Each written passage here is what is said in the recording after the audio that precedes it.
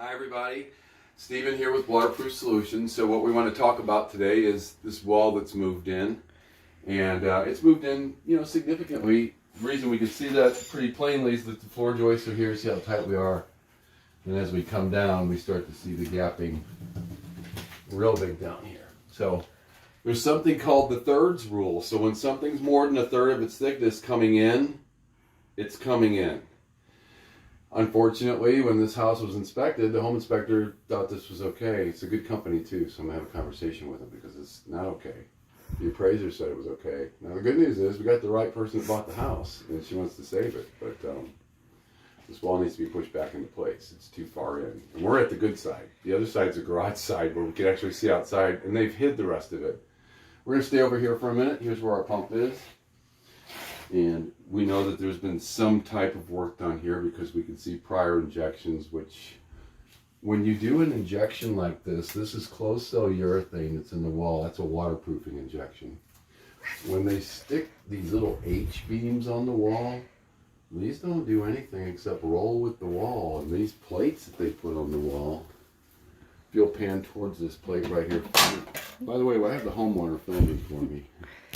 You can see how cockamamie that is. And you know what's funny? This bolt, they'll actually hand you a wrench and tell you to tighten it up when it's dry time. So go ahead and pan up top and show how it's all kind of coming in. So now as we come this way, we know we've got issues behind here that we're hidden from her. But we're in a market right now where people are buying things with no inspections. What happens?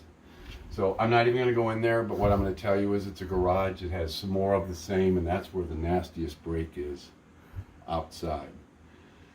Good news is the house is 24 by 45 or something like that. I haven't measured the length of it. So we're going to put H-beams in pier leg soldier beams on 6-foot centers, holding 3 floor joists. The house will be very firm. But what we're going to do is we're going to change the gutters. We're going to increase the size. We're going to make sure the downspouts are away from the house. We're going to take the tree that's over in the corner to turn the situation out. We will then have drainage around the outside of the house. There's a retaining wall that's there that we'll be able to put better drainage around and take the water to the right side of the house, not to the left, because of the old trees that are there. Lots of tree roots. We don't want to disrupt all that. Once this is excavated, we can then push the wall back into place. It'll stand straight. Beams are put in. The cracks will all be injected, and the injections look a lot like what was done here. But that can't stand alone. So this epoxy that you see with the urethane inside, that all gets stripped off, and then carbon fibers put on it, which makes the wall strong. But we wouldn't put that on until we've got it all tilted back up. Obviously, we're going to have to find the other end of those tiebacks and rip them out and cut them out. But that'll be an interesting to show what those are not actually doing to prove it when we get out there. So this video is not meant to tear people down. It's not meant to say that I'm the only one to do it. I believe that people go at these things with the best of intentions, but we need to be better at it.